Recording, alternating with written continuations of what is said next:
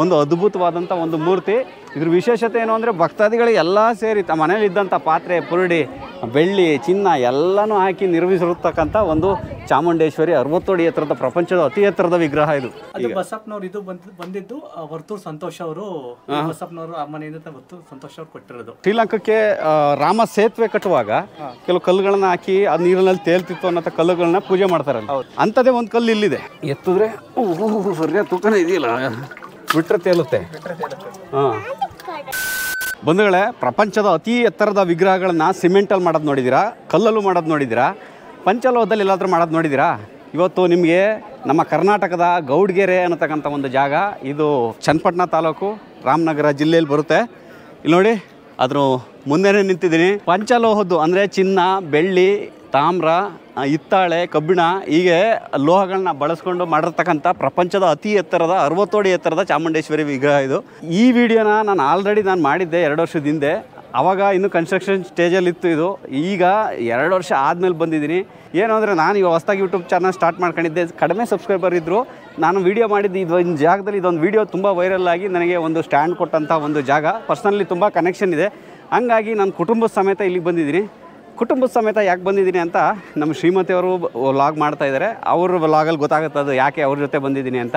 ಬಂಧುಗಳೇ, ಇನ್ನೊಂದು ದುಃಖಕರವಾದಂಥ ವಿಷಯ ಏನು ಅಂದರೆ, ನಾನು 2 ವರ್ಷದಿಂದ ಬಂದಾಗ ಇಲ್ಲಿ ಬಸಪ್ಪ ಇತ್ತು ಒಂದು.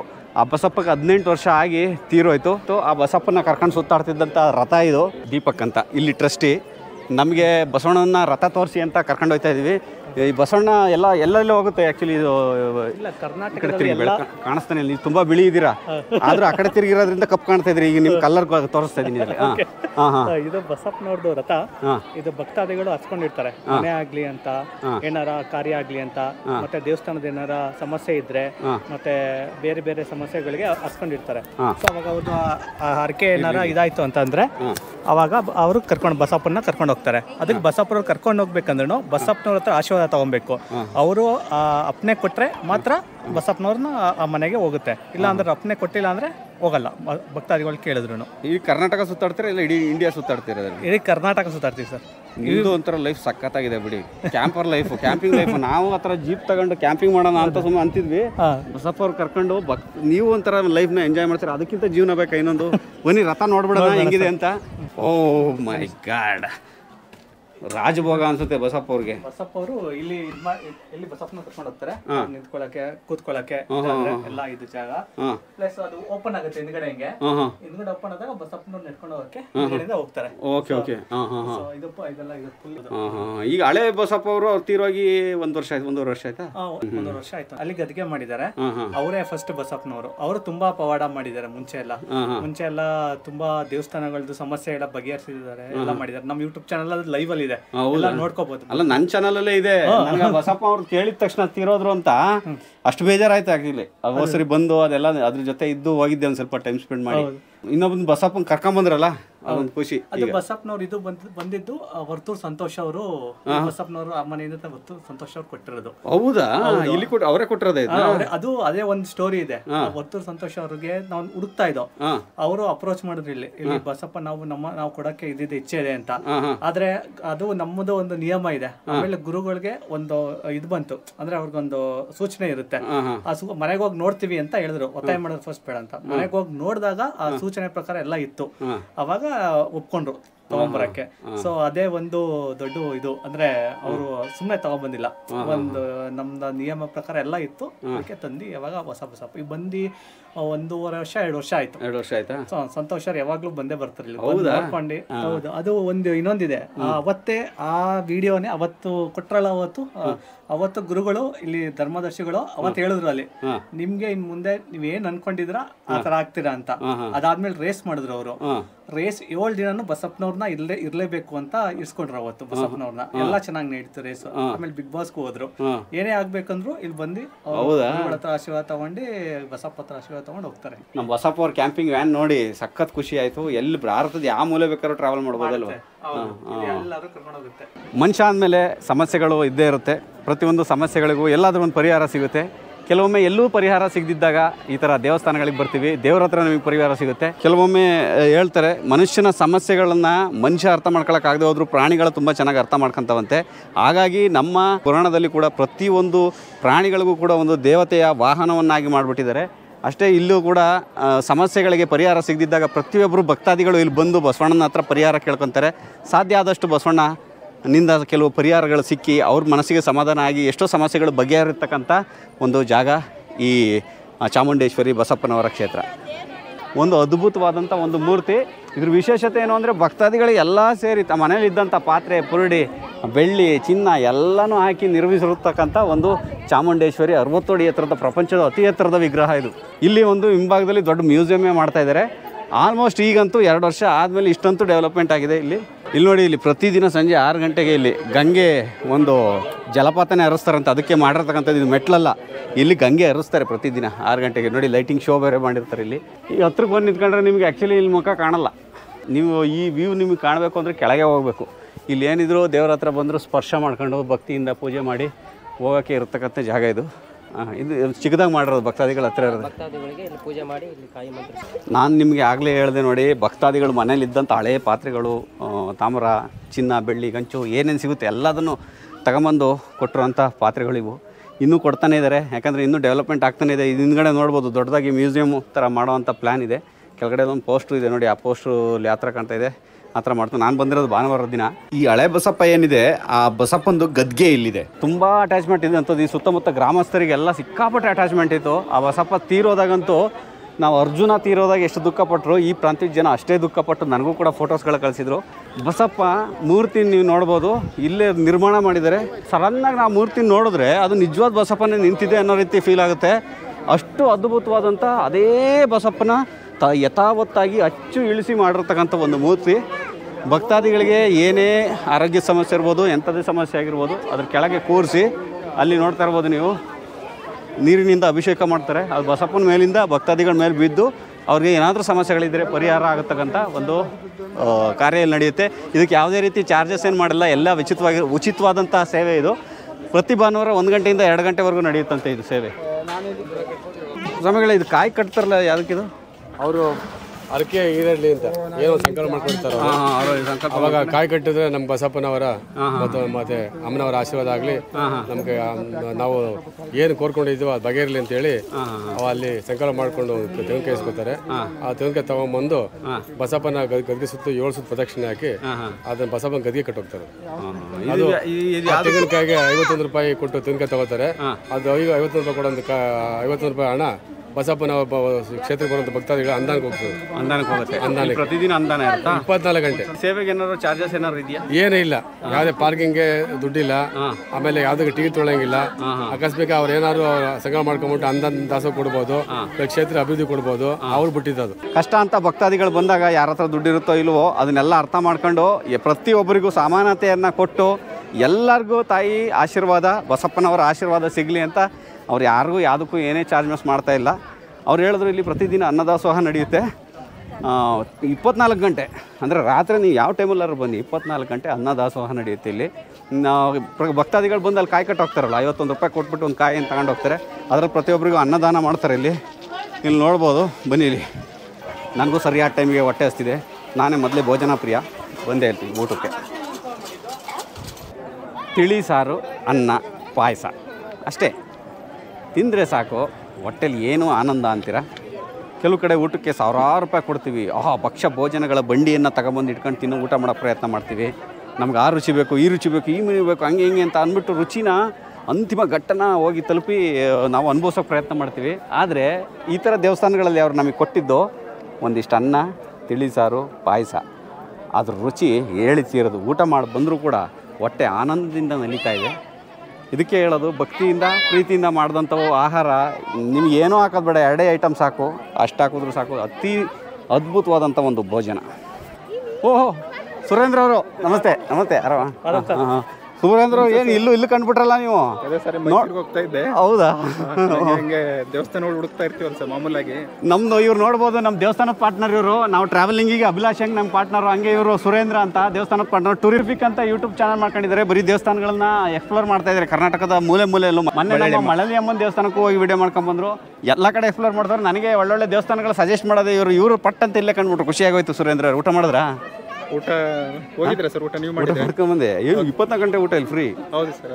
ಎಲ್ಲರಿಗೂ ಯಾರು ಬಂದ್ರು ನೀವು ನಾನು ಅದಕ್ಕೆ ಬಂದಿದ್ದು ಸರ್. ಊಟ ನೋಡಿ ಬಂದ್ರ? ಸುಮ್ಮನೆ ಹೋಟ್ಲಿಗೆ ಅಲ್ಲಿ ಇಲ್ಲಿಗೆ ಹೋಗಿಂತ ಈ ಥರ ಅದ್ಭುತವಾದಂಥ ರುಚಿಕರವಾದಂಥ ಭೋಜನ. ಈಗಿನ ಸವತ್ತು ಬಂದೆ ನಾನು. ಸಖತ್ತಾಗಿತ್ತು. ಮಾಡಿದ್ರ ಲಾಕ್ಸ್ ಇದೆ ಫುಲ್ ಕಂಪ್ಲೀಟ್ ಆಯ್ತು? ಮಾಡ್ತಾ ಇದ್ದೀನಿ ಸರ್. ಕನ್ನಡಿಗರನ್ನ ಪ್ರೋತ್ಸಾಹಿಸಿ, ಕನ್ನಡಿಗರನ್ನ ಬೆಳೆಸಿ. ಹೌದು ತುಂಬ ಕಷ್ಟಪಟ್ಟು ಮಾಡ್ತಾ ಇದ್ದಾರೆ ಆ್ಯಕ್ಚುಲಿ. ಎಲ್ಲ ದೇವಸ್ಥಾನಗಳನ್ನು ರಿಸರ್ಚ್ ಮಾಡ್ಕೊಂಡು ತುಂಬ ಮಾಹಿತಿ ಸಿಗುತ್ತೆ. ನನಗಿಂತ ತುಂಬ ಜಾಸ್ತಿ ಮಾಹಿತಿ ದೇವಸ್ಥಾನ ಬಗ್ಗೆ ಇವ್ರ ಹತ್ರ ಸಿಗುತ್ತೆ. ನಾನು ಇದಕ್ಕೆ ಹೋಗಿದ್ದೆ, ಅದು ಧನುಷ್ಕೋಡಿ. ಅಲ್ಲಿ ಗೊತ್ತಾ, ಇದು ಶ್ರೀಲಂಕಾಕ್ಕೆ ರಾಮ ಸೇತುವೆ ಕಟ್ಟುವಾಗ ಕೆಲವು ಕಲ್ಲುಗಳನ್ನ ಹಾಕಿ ಅದು ನೀರಿನಲ್ಲಿ ತೇಲ್ತಿತ್ತು ಅನ್ನೋ ಕಲ್ಲುಗಳನ್ನ ಪೂಜೆ ಮಾಡ್ತಾರಲ್ಲ, ಅಲ್ಲಿ ಆ್ಯಕ್ಚುಲಿ ಕಂಪ್ಲೀಟ್ಲಿ ದಂಧೆ ನಡೀತಾ ಇತ್ತು. ನಾನು ಅದು ಬೇಜಾರಾಗಿ ಬಂದೆ ಆ್ಯಕ್ಚುಲಿ. ತಲೆ ಮೇಲೆ ಇಡೋರು ದುಡ್ಡು ಹಿಡಿ ಅನ್ನೋರು. ಇದೇನು ತಲೆ ಮೇಲೆ ಇಟ್ಬಿಟ್ಟು ಈ ಕಡೆ ದುಡ್ಡು ಕೊಡಲಿಲ್ಲ ಅಂದರೆ ಬೈಯೋರು ಜನಗಳಿಗೆ. ನನಗೆ ಬೇಜಾರಾಗಿ ನಾನು ತಲೆ ಮೇಲೆ ಇಡ್ಸ್ಕೊಳ್ಳಿಲ್ಲ ಕಲ್ಲನ್ನ. ಅಂಥದ್ದೇ ಒಂದು ಕಲ್ಲು ಇಲ್ಲಿದೆ, ಸೇಮು ಅದೇ ಕಲ್ಲಂತೆ, ಅಲ್ಲಿಂದನೇ ತಂದಿರೋದು. ಆದರೆ ಇಲ್ಲಿ ಯಾವುದೇ ರಿಸ್ಟ್ರಿಕ್ಷನ್ಸ್ ಇಲ್ಲ. ಇಲ್ಲಿ ನೋಡಿಲಿ, ಪ್ರತಿಯೊಬ್ಬರು ಬಂದು ಆ ಕಲ್ಲನ್ನ ಎತ್ತಿಟ್ಕೊಂಡು ಅವ್ರ ತಲೆ ಮೇಲೆ ಇಟ್ಕೊಳ್ತಾರೆ. ಇದಕ್ಕೇನು ಮುಟ್ಬೇಡಿ ಅನ್ನೋರಿಲ್ಲ, ಕೊಡು 10 ರೂಪಾಯಿ ಕೊಡು, 10 ರೂಪಾಯಿ ಕೊಟ್ಟು ಇದು ಮಾಡು ಅನ್ನೋರು ಯಾರೂ ಇಲ್ಲ. ಎಲ್ಲರಿಗೂ ಉಚಿತವಾಗಿ ರಾಮನ ಆಶೀರ್ವಾದ ತಗೊಬೋದು. ಪಕ್ಕದಲ್ಲೇ ಇಲ್ಲಿ ನೋಡಿಲಿ ಕಲ್ಲು ಹೆಂಗೆ ತೇಲ್ತಿದ್ದು, ಎತ್ತುವರೆ ತೂಕ ಇದೆ ಅಲ್ವಾ? ನೀರಲ್ಲಿ ತೇಲ್ತಾ ಇದೆ. ಎತ್ತಿದ್ರೆ ಸರಿಯಾದ ತೂಕನೇ ಇದೆಯಲ್ಲ ಸುರೇಂದ್ರ ಅವರೇ? ತೂಕ ಇದೆ, ಬಿಟ್ಟರೆ ತೇಲುತ್ತೆ. ಮ್ಯಾಜಿಕ್ ಅಲ್ಲ ಅದು ಒಂದು ಸೈಂಟಿಫಿಕಲ್ ರೀಸನ್ ಇದೆ ಅದರಿಂದ. ನಾನು ಯೂಟ್ಯೂಬರು, ನಾನು ಸೈಂಟಿಸ್ಟು ಅಲ್ಲ, ಈಗ ಅದು ಅಲ್ಲ. ಅದ್ರ ಬಗ್ಗೆ ಕಂಪ್ಲೀಟಾಗಿ ಎಕ್ಸ್ಪ್ಲೈನ್ ಮಾಡೋದಕ್ಕೆ ಇಲ್ಲಿ ನೋಡಿಲಿ, ಉದ್ಭವ ಆಂಜನೇಯ ಅಂತೆ ಬಂಧುಗಳಲ್ಲಿ.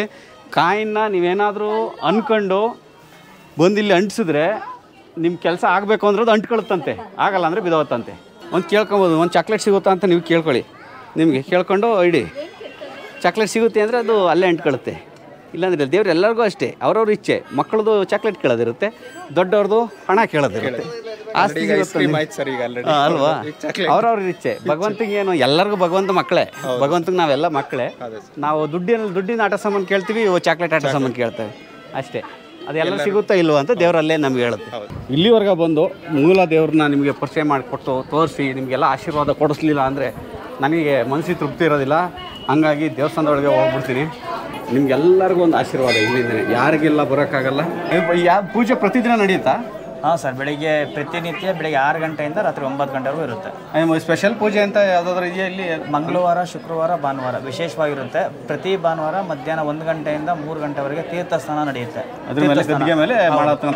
ವಿಶೇಷವಾಗಿ ಅಂದರೆ ನಮ್ಮ ಬಸವನಲ್ಲಿ ಈಗ ನಮ್ಮ ಹಿಂದೂ ಧರ್ಮದ ಪ್ರಕಾರ ಮುಕ್ಕೋಟಿ ದೇವತೆಗಳು ಗೋವಲ್ಲಿ ಅವಸ್ಥಾನ ಅಂತ ಅಂದ್ಬಿಟ್ಟು ಆ ಬಸವಪ್ಪನ ತಲೆ ಮೇಲಿಂದ ನೀರು ಹಾಕಿ ಸುಮಾರು ಕಾಯಿಲೆ ಇರುವಂಥವ್ರು, ಧರ್ಮರೋಗ ಇರುವಂಥವ್ರು ಎಲ್ಲ ಬಂದು ಅದ್ರ ಮೇಲೆ ತೀರ್ಥಸ್ನಾನ ಮಾಡ್ಕೊ ಹೋಗ್ತಾರೆ. ಅದಾದ್ಮೇಲೆ ಸುಮಾರು ಜನ ಗುಣಮುಖ ಆಗಿರೋ ಉದಾಹರಣೆಗಳಿವೆ. ಆ ಥರ ಪ್ರತಿನಿತ್ಯ ಬಂದು ಮಾಡ್ಕೋದ್ರೆ ಕ್ಷೇತ್ರದಲ್ಲಿ ಪ್ರತಿ ಭಾನುವಾರ ಮಧ್ಯಾಹ್ನ 1 ಗಂಟೆಯಿಂದ 3 ಗಂಟೆವರೆಗೆ ತೀರ್ಥಸ್ನಾನ ಕಾರ್ಯಕ್ರಮ ಇರುತ್ತೆ. ಇಲ್ಲಿ ತಾಳೆಗರಿ ಶಾಸ್ತ್ರ ಹೇಳ್ತಾರೆ ಅದನ್ನ? ಹೌದು ಸರ್, ತಾಳೆಗರಿ ಶಾಸ್ತ್ರ ಹೇಳ್ತಾರೆ ಅಂತಂದ್ರೆ ಭವಿಷ್ಯ ಹೇಳ್ಬಿಡ್ತಾರೆ. ಹೌದು ಸರ್, ನಿಖರವಾಗಿ ಹೇಳ್ತಾರೆ ಸರ್. ಹೌದಾ? ಏನು ಸಮಸ್ಯೆ, ಈಗ ನಾವೇನು ಸಮಸ್ಯೆಯನ್ನು ಹೊತ್ಕೊಂಡ್ ಬರ್ತೀವೋ ಆ ಸಮಸ್ಯೆನ ಅವರೇ ಹೇಳ್ತಾರೆ. ಒಂದು ಪರಿಹಾರ ಕೂಡ ಅವರೇ ಸೂಚಿಸ್ತಾರೆ ಸರ್. ಯಾಕಂದ್ರೆ ಯಾರಿಗಾಗಲಿ ಭವಿಷ್ಯ ಅಂದ್ರೆ ಏನೋ ಒಂದು ಆಸಕ್ತಿ ಏನಾಗ್ಬೋದು, ಜೀವನ ಏನಾಗ್ಬೋದು, ಮುಂದೆ ಏನಾಗ್ಬೋದು, ಈಗ ಈ ತರ ನಡೀತಾ. ಆದ್ರೂ ಏನೇ ಆಗಲಿ ಲೈಫ್ ಅನ್ನೋದು ತುಂಬಾ ಶಾರ್ಟ್. ಭವಿಷ್ಯ ಇನ್ನೇನು ಅರ್ಧ ಜೀವನ ನಡೆಸಿದೀವಿ, ಇನ್ನು ಉಳಿದಿರೋ ಜೀವನ ನಡೆಸೋದಕ್ಕೆ ಎದ್ರಕ್ಕೆ ಹೋಗ್ಬೇಡಿ. ಅಷ್ಟೊಂದು ಕೇಳಿ, ಒಳ್ಳೆ ವಿಚಾರಗಳಿದ್ರೆ ಹೇಳ್ತಾರೆ. ಇಲ್ಲಿ ಬಂದು ಕೇಳಿ ತಿಳ್ಕೊಂಡ್ರು ನೀವು ಸಕಾರಾತ್ಮಕ ವಿಚಾರಗಳನ್ನ ಪಾಸಿಟಿವ್ ಆಗಿ ತಗೊಂಡು ಹೋಗೋದಿದ್ರೆ ಅದು ಒಳ್ಳೇದು. ನಿಮ್ಮೊಳಗೆ ಇರಬೇಕು. ಅದು ಇದು ಏನಾದ್ರು ಒಂದು ನೆಗೆಟಿವ್ ವಿಚಾರಗಳು ಬಂತು ಅಂದ ತಕ್ಷಣ ಹೋಗೋದಲ್ಲ. ಯಾವುದೇ ಈಗ ಜೀವನದಲ್ಲಿ ನಾವು ಹೋಗ್ತಾ ಇರ್ತೇವೆ, ನಮಗೆ ಒಂದು ಬಾಯಾರಿಕೆ ಆಗಿರುತ್ತೆ, ಒಂದು ಮರುಭೂಮಿ ಮೇಲೆ ಹೋಗ್ತಾ ಇರ್ತೇವೆ. ಈಗ ದಾರಿಯಲ್ಲಿ ಯಾವುದೋ ಒಬ್ಬ ವ್ಯಕ್ತಿನ ಕೇಳ್ತೇವೆ ನಾವು, ಮುಂದ್ಗಡೆ ನೀರಿದೆಯಾ, ಮುಂದೆ ನನಗೆ ತುಂಬಾ ಬಾಯಾರಿಕೆ ಆಗಿದೆ ಅಂತಂದು. ಈ ತರ ಯಾರೋ ಒಬ್ಬ ಕುಂತಿರ್ತಕ್ಕಂಥ ವ್ಯಕ್ತಿ ನಾವು ಕೇಳಿದಾಗ ಅವನೇ ಇಲ್ಲ ಮುಂದೆ ನೀರು ಸಿಗುತ್ತೆ ಹೋಗು ಅಂತ ಹೇಳ್ಬೇಕು ಸರ್. ಹೇಳಿದ್ರೆ ನಮಗೆ ಎಷ್ಟೋ ಒಂದು ಹೋಪಲ್ಲಿ ಏನೋ ಇದೆ ಅಂತ ಹೋಗ್ತೀವಿ ಸರ್ ಅಲ್ವಾ. ಅದೇ ದಾರಿ ಹೋಗ್ಬೇಕಾದ್ರೆ ನಾವು ಮುಂದೆ ನೀರಿಲ್ಲ ಹೋಗ್ಬೇಡ ಅಂದ್ರೆ ಆ ವ್ಯಕ್ತಿ ಮುಂದಕ್ಕೆ ಹೋಗಲ್ಲ ಸರ್. ನೀರಿದ್ರು ಹೋಗದೆ ಹೋದ್ರೆ ಕಷ್ಟ ಆಗ್ಬಿಡುತ್ತದೆ ನೋಡಿ. ಇದೊಂದು ಹಿಂಗ್ ತಗೋಬೇಕು ಇದನ್ನ. ಈ ಭವಿಷ್ಯ ಆಗ್ಲಿ ಯಾವ್ದಾರ ಆಗಿರ್ಲಿ, ನೀವು ಹೇಳಿರೋ ರೀತಿ ತಗೋಬೇಕು. ಅವೆಲ್ಲ ನಮಗೆ ನಾವು ಮಾಡತಕ್ಕಂಥ ಕಾರ್ಯಕ್ಕೆ ಪುಷ್ ಮಾಡ್ಕೊಂಡು ತಗೊಂಡು ಹೋಗಂಗಿರ್ಬೇಕು. ಅಂತ ಭವಿಷ್ಯ ನಾನು ಕೇಳೋಣ ಅಂತ ಹೋಯ್ತಿದ್ದೀನಿ. ಈಗ ಬನ್ನಿ ನೋಡೋಣ. ಈ ಗುಹೆ ಇಲ್ಲಿ ಇದ್ರೊಳಗೆ ಗುಹೆನೊಳಗೆ ಮುಗಿಸ್ತೋಗದ? ಹೌದು. ಒಳಗಡೆ ಏನು ಬ್ರಹ್ಮಾಂಡನೇ ಐತಲ್ಲ ಇಲ್ಲಿ ಹೊಸ್ದಾಗಿ. ಸಣ್ಣ ಬರೋ ಎಂಟ್ರಿ ನೋಡಿದ್ರೆ ಅದು ಗುಹೆ ಒಳಗೆ ಹೋಗಿ ಬಂಡೆ ಒಳಗೆ ಕೂರ್ತೀವಿ ಅಂದರೆ ಒಳಗಡೆ ದೊಡ್ಡ ಮಟ್ಟದಲ್ಲೇ ಇದೆ. ಕನ್ಸ್ಟ್ರಕ್ಷನ್ ನಡೀತಾ ಇರೋದ್ರಿಂದ ನಿಮಗೆ ಬರೀ ಸಿಮೆಂಟು ಕಲ್ಲುಗಳು ಅವು ಕಾಣ್ತಾ ಇದ್ದಾವೆ. ಇಲ್ಲಿ ಸ್ವಾಮಿಗಳು ಅವ್ರದ್ದೇ ಆದಂಥ ಜಾಗ ಇದು. ಚಿಕ್ಕ ಹುಡುಗಾಗಿದ್ದಾಗ ಇಲ್ಲಿ ಆಟ ಆಡ್ತಿದ್ರಂತೆ. ಈ ದೇವರು ಇದ್ರ ಹತ್ರ ಆಟ ಆಡುವಾಗ ಅವ್ರಿಗೆ ಒಂದು ಜ್ಞಾನೋದಯ ಆಗಿ ದೇವಸ್ಥಾನ ಕಟ್ಟಿದಂಥವ್ರು ಡಾಕ್ಟರ್ ಮಲ್ಲೇಶ್ ಗುರೂಜಿಯವರು. ಹೋಗ್ಬೋದಾ? ನಮಸ್ತೆ. ಚೆನ್ನಾಗಿದ್ದೀವಿ. ಮತ್ತು ಆರಾಮ? ಹಾಂ. ಕಡೆ ಬಾರಿ ಬಂದಾಗ ತಾಳೆಗರಿ ಶಾಸ್ತ್ರದ ಬಗ್ಗೆ ನಮ್ಗೆ ಅಷ್ಟೊಂದು ಮಾಹಿತಿ ಇರಲಿಲ್ಲ. ಈ ತಾಳೆಗರಿ ಶಾಸ್ತ್ರದ ಹೆಂಗೆ ಗುರುಜಿ ಇದು? ಈ ತಾಳೆಗರಿ ಅಂತಂದರೆ ಯಾರೋ ಪೂರ್ವಿಕರು ಬೆಳೆದಿರೋಂಥ ತಾಳೆಗರಿ ಇದು. ಎಷ್ಟು ಶತಮಾನಗಳಿಂದ ಬರೆದಿರೋದೋ ಗೊತ್ತಿಲ್ಲ. ಆ ತಾಳೆಗರಿ ಏನಪ್ಪ ಅಂತಂದರೆ ಅವರ ಬಂದಿರೋಂಥ ಒಂದು ಹೆಸರು ಮತ್ತು ಅವರ ಏಜು ಎರಡನ್ನೂ ನೋಡಿ ತೆಗಿಯುವಂಥದ್ದು. ಅದು ತೆಗೆದಾಗ ಅವ್ರ ಅನುಗುಣವಾಗಿ ಏನು ಬಂದಿರ್ತದೆ, ಅವರ ಭವಿಷ್ಯದಲ್ಲಿ ಏನು ತೊಂದರೆ ಆಗಿರ್ತದೆ, ಏನಾಗಿರ್ಬೋದು, ಅವ್ರು ಏನಾರ ಒಂದು ತೊಂದರೆ ಆಗಿದ್ರೆ ಏನಕ್ಕೋಸ್ಕರ ಬಂದವ್ರೆ ಅದು ತಿಳ್ಕೊಂಡು ಹೇಳಿ ಅದಕ್ಕೊಂದು ಪರಿಹಾರ ಸೂಚನೆ ಮಾಡುವಂಥದ್ದು. ಹೌದಾ? ಕಳೆದ ವಿಡಿಯೋದಲ್ಲಿ ನಾನು ಹೇಳಿದ್ದೆ ಇಲ್ಲಿ ಚಾಮುಂಡೇಶ್ವರಿ ತಾಯಿ ಯಾವ ಥರ ಉದ್ಭವ ಆಯಿತು ಹಾಗೆ ಅಂತ. ಬಟ್ ಅದನ್ನು ಕಳೆದ ವಿಡಿಯೋ ಹೋಗಿ ನೋಡಿ ಅನ್ನೋದಕ್ಕಿಂತ ಈ ವಿಡಿಯೋದಲ್ಲೇ ಇದ್ದೀರಾ. ಸ್ವಾಮೀಜಿಗಳು ಒಂದು 2 ಮಾತನ್ನ ಹೇಳೇ ಬಿಡ್ತಾರೆ ಅದ್ರ ಬಗ್ಗೆ. ಇನ್ ಕೇಸ್ ನಾನು ಲಾಸ್ಟ್ ಟೈಮ್ ಬಂದಿದ್ದ ವಿಡಿಯೋನ ನೀವು ಕಂಪ್ಲೀಟಾಗಿ ನೋಡಿದ್ರೆ ಈ ಸ್ಥಾನಕ್ಕೆ ಹೆಂಗೆ ಬರಬೇಕು, ಈ ಜಾಗಕ್ಕೆ ಹೆಂಗೆ ಬರಬೇಕು ಅನ್ನೋದು ಆ ವಿಡಿಯೋದಲ್ಲಿ ಕಂಪ್ಲೀಟ್ ಆಗಿದೆ. ಡೀಟೇಲ್ಸ್ ಕೂಡ ಇದೆ. ಅದಕ್ಕಿಂತ ಈಗಲೂ ಸ್ವಾಮೀಜಿಗಳು ಹೆಂಗೆ ರೆಡಿ ಆಯಿತು ಈ ಜಾಗ ಅನ್ನೋದನ್ನ ಹೇಳ್ತಾರೆ. ಈ ಕ್ಷೇತ್ರ ಇಷ್ಟು ಪ್ರಬಲ ಬೆಳಕ್ಕೆ ನಾನು ಆಟ ಆಡುವಂಥ ಸಂದರ್ಭದಲ್ಲಿ ಸಿಕ್ಕಿದಂಥ ಒಂದು ಮೂರ್ತಿ. ಆ ಸಿಕ್ಕಿರೋ ಮೂರ್ತಿನ ಇವತ್ತು ಮೂಲ ಮೂರ್ತಿಯಾಗಿ ದೇವಸ್ಥಾನದೊಳಗಡೆ ಮೂಲ ಮೂರ್ತಿ ಇರುವಂಥ ಜಾಗದಲ್ಲಿ ಅವು ಇಟ್ಟಿರುವಂಥದ್ದು. ಅದು ಪ್ರತಿ ಭೀಮನ ಅಮಾವಾಸ್ಯೆಯಲ್ಲಿ ಪ್ರತಿಯೊಬ್ಬರ ಭಕ್ತರಿಗೆ ದರ್ಶನಕ್ಕೆ ಅವಕಾಶ ಕೊಡುವಂಥದ್ದು. ಆ ಮೂರ್ತಿ ಸಿಕ್ಕಿದ್ಮೇಲೆ ಸ್ವಲ್ಪ ಆರೋಗ್ಯ ಹೆಚ್ಚು ಕಮ್ಮಿ ಆಗ್ತು. ಹೆಚ್ಚು ಕಮ್ಮಿ ಆದಮೇಲೆ ದೈವದ ಒಂದು ಆದೇಶ ನನ್ನ ಈ ಕ್ಷೇತ್ರಕ್ಕೆ ಈ ಸೇವೆ ಮಾಡಲಿಕ್ಕೆ ಕಾರಣಕರ್ತರಾಗಬೇಕಾಗಿತ್ತೇನೋ ಕಾರಣಕರ್ತರದು. ಅದಾದಮೇಲೆ ಈ ಕ್ಷೇತ್ರ ಇಷ್ಟು ಪ್ರಬಂಧಮಾನಲಿಕ್ಕೆ ಬೆಳೆಯೋಕ್ಕೆ ಸಹ ಕಾರಣ ಆಯಿತು.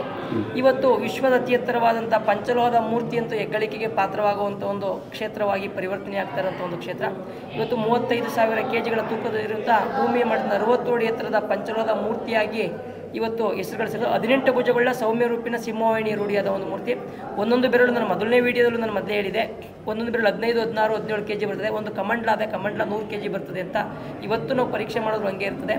ಮತ್ತು ಈ ಮೂರ್ತಿ 18 ಕೈಗಳಿಂದ ಕೂಡಿದ್ದು, ಅಂದರೆ 18 ಶಕ್ತಿಪೀಠಗಳಿಂದ ಕೂಡಿದಂಥ ಒಂದು ಶಕ್ತಿ ಈ ಕ್ಷೇತ್ರದಲ್ಲಿ ಸಿಕ್ಕುವಂಥದ್ದು. ಎನರ್ಜಿ ಪವರ್ ಅಷ್ಟು ಸಿಗ್ತದೆ ಅಂತ ಇದು ಅಘೋರಿಗಳ ಒಂದು ವಾಕ್ಯ. ನಾವೇನು ಕಳೆದ ಬಾರಿ ಶತಚಂಡಿಕ ಮಹಾಯಾಗ ಮಾಡಿಸ್ತೋ ಅವಾಗ ಅಘೋರಿಗಳು 7 ದಿನಗಳ ಕಾಲ ಇಲ್ಲೇ ಬಂದು ವಾಸ್ತವ ಹೂಡಿದ್ರು. ಅವ್ರು ಹೇಳಿದ ಪ್ರಕಾರ ಏನಪ್ಪ ಅಂತಂದರೆ ಇಲ್ಲಿ 18 ಶಕ್ತಿಪೀಠಗಳಿಗೆ ಹೋಗಿ ನಾವು ಏನು ಎನರ್ಜಿ ಪಡ್ಕೊಬತ್ತೀವೋ, ಆ ಶಕ್ತಿಯ ಪವರ್ ಪಡ್ಕೊಬತ್ತೀವೋ, ಆ ಶಕ್ತಿಯ ಪವರು ಇಲ್ಲೇ ಆ ತಾಯಿಯ ದರ್ಶನ ಮಾಡೋದು ನಮಗೆ ಸಿಗ್ತದೆ ಅನ್ನೋದು ಒಂದು ವಾಕ್ಯ ಆಗದೆ. ಆದ್ದರಿಂದ 18 ಕೈಗಳಿಂದ ಕೂಡಿದಂಥ ಒಂದು ಆ ಶಕ್ತಿ ದೇವತೆಯಾಗಿ ಪರಿವರ್ತನೆ ಆಗ್ತಾಳೆ ಅಂತ ಹೇಳುವಂಥ ಒಂದು ಸಂದರ್ಭ ಆಯಿತು. ಆಗಲಿ ಸಂಪೂರ್ಣ ಮಾಹಿತಿ ಸಿಕ್ತು ಅಂತ ಅನ್ಕೊತೀವಿ. ನಿಮ್ಗೆ ಏನಾದರೂ ಈ ಸ್ಥಾನಕ್ಕೆ ಬಂದು ಯಾವುದೇ ನನಗೆ ತುಂಬ ಖುಷಿಯಾಗಿದ್ದು ಅಂದರೆ ಯಾರೇ ಬರಲಿ, ಬಡವರಾಗಲಿ ಶ್ರೀಮಂತರಾಗಲಿ, ಎಲ್ಲರಿಗೂ ತಾಯಿದು ಒಂದು ಆಶೀರ್ವಾದ ಸಿಗುತ್ತೆ. ಹೌದು, ಎಲ್ಲರೂ ಏನು ದುಡ್ಡು ಇಟ್ಕೊಂಡೇ ಬರಬೇಕು ಅಂತ ಏನಿಲ್ಲ. ಬಂದರೆ ಪ್ರತಿಯೊಬ್ಬರಿಗೂ ಸೇವೆ ಅನ್ನದಾನ. ಒಂದೇನಪ್ಪ ಅಂದರೆ ಇಲ್ಲಿ ಯಾರೇ ಬಂದು ನೋಡ್ಬೋದು, ಯಾವುದೇ ವ್ಯಕ್ತಿ ನೋಡ್ಬೋದು. ಎಲ್ಲೂ ಕಮರ್ಷಿಯಲ್ ಅನ್ನೋದು ಎಲ್ಲೂ ಕಣ್ಣು ಕಾಣಲ್ಲ. ಯಾವಾಗಾರ ಬನ್ನಿ ದರ್ಶನ ಮಾಡ್ಬೋದು. ಬಂದ ತಕ್ಷಣ ಪಾರ್ಕಿಂಗ್ ಫ್ರೀ ಇರ್ತದೆ. ಫ್ರೀ ಬಂದು ಒಳಗಡೆ ಕೂತ್ಕೋಬೋದು. ಒಳಗಡೆ ಬಂದ ತಕ್ಷಣ ತಾಯಿ ದರ್ಶನ ಮಾಡ್ಬೋದು. ಯಾವ VIP ಅನ್ನೋದೇನಿಲ್ಲ, ಎಲ್ಲ ಸರದಿ ಸಾಲಲ್ಲಿ ಬರಬೇಕು, ದರ್ಶನ ಮಾಡಬೇಕು. ಅದಾದ್ಮೇಲೆ ಹೋಗ್ಬೇಕು, ತಾಯಿಯ ವಿಶ್ವದ ಅತಿ ಎತ್ತರವಾದ ಪಂಚಲೋಹದ ಮೂರ್ತಿ ದರ್ಶನ ಮಾಡಬೇಕು. ಅದಾದ್ಮೇಲೆ ನನಗೇನೋ ಒಳ್ಳೇದಾಗಬೇಕು ಅಂತ ತಗೋಗಿ ಕಾಯಿ ಕಟ್ಬೋದು. ಅದಂತೂ ಮಾತ್ರ 50 ರೂಪಾಯಿ ಚಾರ್ಜಸ್ ಇದೆ. ಆ 50 ರೂಪಾಯಿನೂ ಸುಧಾ ಪ್ರತಿನಿತ್ಯ ಸಾವಿರಾರು ಜನ ಬರುವಂಥ ಭಕ್ತರಿಗೆ ಅನ್ನದಾಸೋಹಕ್ಕೂ ಉಪಯೋಗಿಸೇ ಹೊರತು ಅದನ್ನು ಬೇರೆದಕ್ಕೆ ಯಾವುದಕ್ಕೂ ಉಪಯೋಗಿಸಲ್ಲ. ಎಷ್ಟೇ ಜನ ಬರಲಿ, ಯಾವುದೇ ಸಮಯ ಸಂದರ್ಭ ಯಾವ ಟೈಮಲ್ಲಾರ ಬರಲಿ, ದಾಸೋಹ ಅನ್ನೋದು ಬಾಗಿಲು ಮಾತ್ರ ಮುಚ್ಚಲ್ತು ತೆಗೆದಿರ್ತದೆ. ಬಂಧುಗಳೇ, ಕೊನೆಗೂ ಚಾಮುಂಡೇಶ್ವರಿ ಶ್ರೀ ಬಸಪ್ಪನವರ ಕ್ಷೇತ್ರ ಇವನ್ನೆಲ್ಲ ಮುಗಿಸ್ಕೊಂಡು ಈಗ ಹೊರಟ್ವಿ. ಜೀವನದಲ್ಲಿ ಏನಾದರೂ ಒಂದು ಬದಲಾವಣೆ ಆಗಬೇಕು, ಏನಾದರೂ ಒಳ್ಳೇದಾಗಬೇಕು ಅಂದಾಗ ಈ ಕ್ಷೇತ್ರಕ್ಕೆ ಬರ್ತೀನಿ. ನಾನು ಕೂಡ ಬರ್ತೀನಿ. ಎಲ್ಲ ಆಶೀರ್ವಾದ ತಗೊಂಡು ಹೋಗಿ ಕೆಲಸಗಳು ಮಾಡಿದಾಗ ಯಶಸ್ವಿ ಆಗುತ್ತೆ. ಸ್ವಾಮೀಜಿಗಳು ನನ್ನ ಬಗ್ಗೆ ಭವಿಷ್ಯವಾಣಿ ನೋಡಿದ್ರು, ಒಂದೆರಡು ಪಾಸಿಟಿವ್ನೇ ಕೇಳಿದ್ದೆ. ಅವರು ಇರೋದು ನಿಮ್ಮ ಪಾಸಿಟಿವ್ ಆಗೇ ಇದೆ ಅಂತ ಒಂದಿಷ್ಟು ಒಳ್ಳೆ ಪಾಸಿಟಿವ್ ವಿಚಾರಗಳನ್ನ ಹೇಳಿದ್ರು ನಮಗೆ. ಈಶ್ವರ ವಾಣಿಗಳನ್ನೆಲ್ಲ ಹೇಳ್ಬಿಟ್ರು. ನಮಗೆ ತುಂಬ ಖುಷಿ ಆಯಿತು. ಅದನ್ನು ಪರ್ಸನಲ್ ಆಗಿರೋದ್ರಿಂದ ಕಟ್ ಮಾಡಿದ್ದೀನಿ ಅಷ್ಟೇ ವೀಡಿಯೋದಲ್ಲಿ. ಈಗಂತ ಹೇಳ್ತಾ ಇವತ್ತಿನ ಈ ವಿಡಿಯೋನ ಮುಗಿಸ್ತಾ ಇದ್ದೀನಿ. ಮತ್ತು ಸುರೇಂದ್ರ ಅವ್ರನ್ನ ಚಾನಲ್ನ ನೋಡೋದನ್ನು ಮರಿಬೇಡಿ. ನೋಡ್ತಾ ಇರಿ. ಇನ್ನೂ ಹೆಚ್ಚಿನ ದೇವಸ್ಥಾನಗಳ ಬಗ್ಗೆ ಮಾಹಿತಿ ಇವ್ರು ಕೊಡ್ತಾರೆ. ನಾನು ಅಪರೂಪಕ್ಕೆ ಒಂದೊಂದ್ಸರಿ ಬಂದು ಕೊಡ್ತಾ ಇರ್ತೀನಿ ದೇವಸ್ಥಾನಗಳದ್ದು. ಅದ್ರಕ್ಕಿಂತ ಜಾಸ್ತಿ ನಂದು ಬೇರೆ ಇರುತ್ತೆ. ನನ್ನನ್ನು ಯಾವ ಸ್ಲಾಟಿಗೆ ಗುರುತಿಸ್ತಾರೆ, ನಾನು ಯಾವ ಥರ ವ್ಲಾಗರು ಅಂತ ಯಾರಿಗೂ ಹೇಳೋಕ್ಕಾಗಲ್ಲ. ಸತೀಶ್ ಹೀರೇಗೌಡ ಅಂತ ಹೆಸರು ಇಟ್ಕೊಂಡಿದ್ದೀನಿ. ನನ್ನ ಮನಸ್ಸಲ್ಲಿ ಏನು ಬರುತ್ತೆ ಎಲ್ಲ ವೀಡಿಯೋಸ್ನು ಮಾಡ್ತಾನೆ ಇರ್ತೀನಿ. ಹಂಗಾಗಿ ನಾನು ಪರ್ಟಿಕ್ಯುಲರ್ಲಿ ದೇವಸ್ಥಾನ ಇಲ್ಲ ಫುಡ್ ಲಾಗು ಅದು ಇದು ಯಾವುದಕ್ಕೂ ಕೂರ್ಸೋಕ್ಕಾಗಲ್ಲ. ಜನಗಳು ಸತೀಶ್ ಹೀರೇಗೌಡ ಮಾತು ಕೇಳೋಕ್ಕೆ ಬರಬೇಕು, ಇಲ್ಲ ಅವ್ರು ಪ್ರೀತಿ ಮಾಡಿ ನಾನು ನೋಡೋಕ್ಕೆ ಬರಬೇಕಷ್ಟೇ. ಹಂಗಾಗಿ ದೇವಸ್ಥಾನಗಳ ಬಗ್ಗೆ ನೋಡಬೇಕು ಅಂದರೆ ಇವರನ್ನೇ ಫಾಲೋ ಮಾಡಿ, ಆಯಿತಾ?